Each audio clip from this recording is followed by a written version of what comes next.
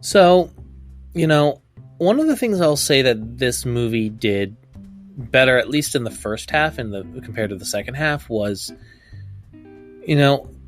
I want to start with saying that the Austin Powers movies definitely benefit from a suspension of disbelief, and I'm not going to review these like they're legit, real, artistic movies. They're comedies. They're funny. They're supposed to, they're entertaining. As I will say, I do, as a guy who likes thicker women, I prefer seeing them. But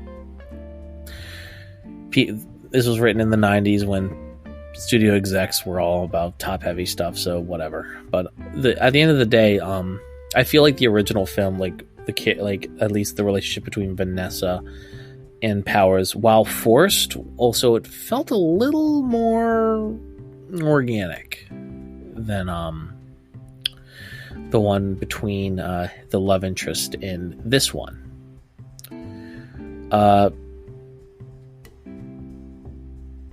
With the love interest in this case being a Felicity,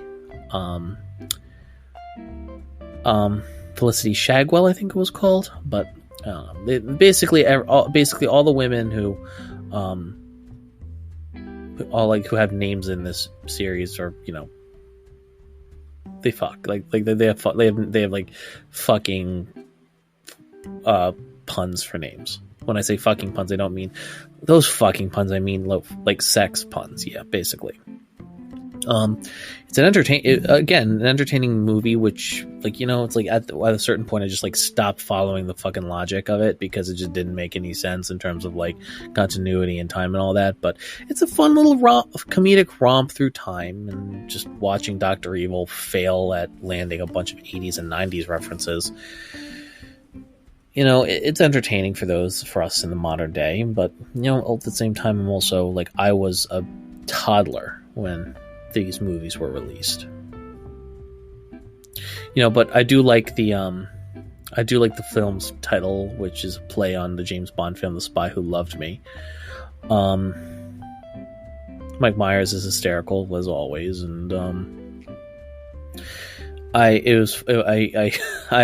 think it's funny that they basically I think that one of the traits of these movies, I think that's going to be a trend, is every love interest by the start of the next movie is either dead or gone in some capacity. I haven't seen the next movie, but I have a feeling that that's what it's going to be. But at the end of the day, again, another hysterical little funny little romp through time, literally.